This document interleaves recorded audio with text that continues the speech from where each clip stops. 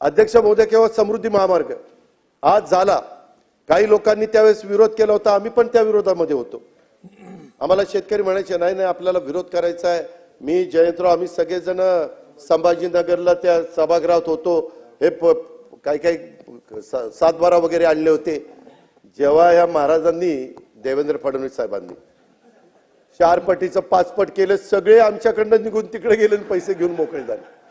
तसंच शक्तीपीठाचं होणार आहे। विरोध करू नका।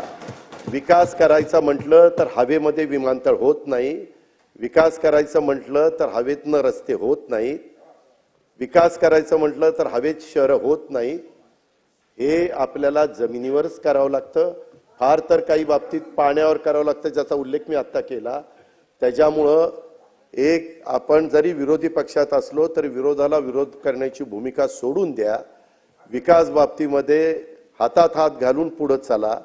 त्या ठिकाणी कुठं आमचं चुकत असेल तर आम्हाला दाखवा, आम्ही चूक दुरुस्त करू। मी नेहमी सांगतो अध्यक्ष महोदय, जो काम करतो ना तो चुकतो, जो कामच करत नाही तो चुकल कसा? साला कामच करत नाही कसं चुकल कसा?